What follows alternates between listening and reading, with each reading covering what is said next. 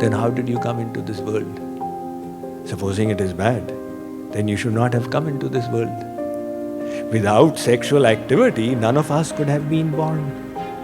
So Sri Krishna says, I am that activity when it is properly regulated.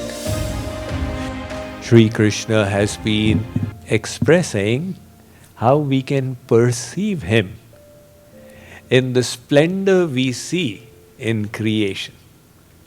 So first of all, he said that he himself has manifested creation by his energies. And now he has been explaining how we can perceive him as the brilliance in the brilliant, the taste in the water, the fragrance of the earth. And now he says that I am the strength of the strong. Strengths are of varieties of kinds. It's not just muscular strength. The strength to pursue beyond the challenges. The astonishing story of Helen Keller, how her inner strength enabled her and God's grace to surmount so many challenges, even though she was not able to hear or see. Now with two senses gone, she is able to speak. I have come across the children of devotees. When they were very little, the mother exposed them to too much of mobile. So the child, as a toddler, got addicted to mobile. And the consequence was that the child then became unsocial and developed all kinds of speech deformities. Not willing to speak, not willing to communicate. Right? Just because of a little exposure to mobile in childhood. And they went through so many therapies, and still they are not able to bring the child to normal. How do children manage to pick up a language? It's a wonder. Now, if you want to pick up a new language, it will take you years. But there comes a time in the child's growth when the child picks up the language just by hearing.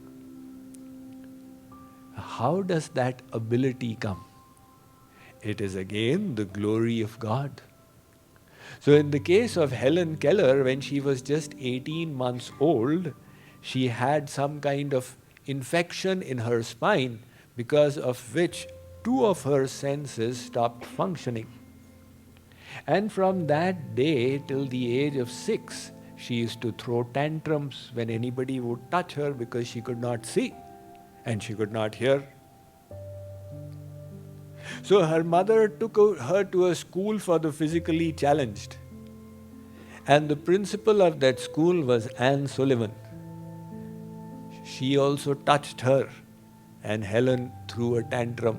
She told the mother, leave her with me for the night. And then she put her hand under a faucet of water and rubbed her other hand over an etching of water. And for the first time in 6 years, little Helen saw light went on, that objects have designations or names. So she realized that this is this. That ignited in her the desire to learn more. And she went on learning that very night the names of 30 things. After that, there was no looking back. She learned Braille language and started studying. And she completed her schooling. She went to the the Radcliffe College, which is established by Harvard for women. And there she became a graduate. She started touring the world, doing philanthropy. But she was still not satisfied. She wanted to start giving lectures. Now imagine somebody who cannot hear. How will that person learn how to speak? But the miracle took place. She would put her hands on the throat of her principal, Anne Sullivan, or on the mouth. And by God's grace, she started giving lectures. She lived till the ripe age of 85 and continued giving lectures around the world. So here is somebody who just because of little playing with the mobile developed a speech deformity. And I worked with the parents again and again to help them get the child out of it. Okay, go here, study this, do this. And despite the best efforts, the child is still not normalized after 5 years. And here is one lady, without 2 senses, she learned how to speak. That ability is coming by God's grace. It is the ability that is enabling little children to learn a language like this. So when they are that age of 3 years or so, their brain just has extra axons that can create connections between the neurons. And hence their catching power is so immense. And that ability, Sri Krishna is saying, I am the strength in the strong. Now he's not talking about physical strength.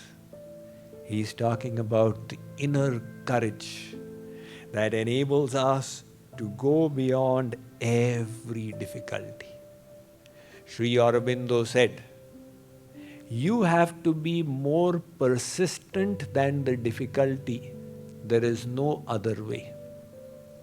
He says that we don't promise you an easy path. The path will have its challenges. न कभी रुकेंगी हवाएं, न कभी बुझेंगे चिराग. चलते रहो, ये तमाशा तो रात भर का है. In this world, there will always be difficulties. But those who have inner strength, they persevere beyond and reach the goal. Where is that strength coming from? Sri Krishna says, I am the strength. And then he says, now some people say that sexual activity is bad. You ask them, then how did you come into this world? Supposing it is bad, then you should not have come into this world. Without sexual activity, none of us could have been born. So Sri Krishna says, I am that activity when it is properly regulated. You see, in the case of the animals, it's regulated. They have their mating season when they are in heat. So they do the needful, then they have children and the matter is over. But we human beings are super geniuses because we've got this special brain, so we utilize the same activity for enjoyment. And Sri Krishna says, no. When you see it is being done in the proper manner for the purpose of procreation, then know that to be me. So he says, Kam Rag Vivarjitam, without lust, without attachment. Talk about love, that is without lust and without attachment. One old man, he had a surgery and he was called by the doctor for his stitches to be opened in the outpatient OPD. So his appointment was at 8:30 and he had come there from 8 o'clock, he had been waiting. When the surgeon came at 8:30, he requested, can you please hurry up on me? I have got an appointment. So the surgeon, because there was no other patient, he said, all right, please come. And while opening the sutures, he started conversing with the patient. What appointment? So he said that my wife is in the nursing ward, is in a nursing home. She lives there and I have my morning breakfast with her. So the doctor said that will she be annoyed that you came late today? The old man said, she will not even come to know that I came late, because she is suffering from Alzheimer's. For the last 5 years, she has never recognized me. So he said, for the last 5 years, she has never recognized you, and you're still going and having breakfast with her. The old man said, I recognize her. I made a commitment to her 50 years ago. I need to honor it. So I go and have my breakfast with her. Now here is a different kind of love. The Greeks came up with names for different kinds of love. One is eros. So eros is lust, kama. So that is the sensual love. And then they had another name called filio. So filio is the comradeship, when you feel that somebody is your buddy. It's not about erotic love, and yet you feel the bond of comradeship, so they called it filio. And there was a third, agape love. Agape is causeless, selfless love. So the path that we are on is the path of selfless love. Love for the Lord, perfect that, and slowly you will learn to love the whole world selflessly.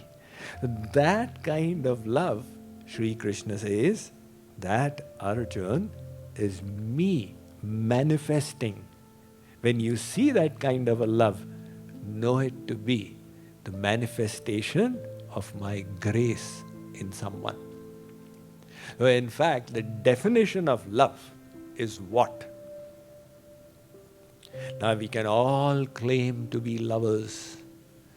The definition of love is sarvatha dhvansa rahitam satyapi dhvansa karane yad bhava bandhanam yunos prema parikirtitah. Where there's a reason for love to be destroyed. That means our beloved behaves adversely with us. And yet the love is not destroyed. That is true love. Because it means that love is selfless. And if there's any amount of self-seeking, we say, oh, I love this person so much and that person doesn't love me so much, then my love will also keep reducing. And the true lover says, Chahe mama alingan kar lo, chahe mama pranan hi har lo, chahe ji bhar kar tadpa lo, mohi kaam sham gun gaane se, tum mere the mere ho, mere rahoge, behku na ab behkane se. That kind of love, Sri Krishna says, know it to be me.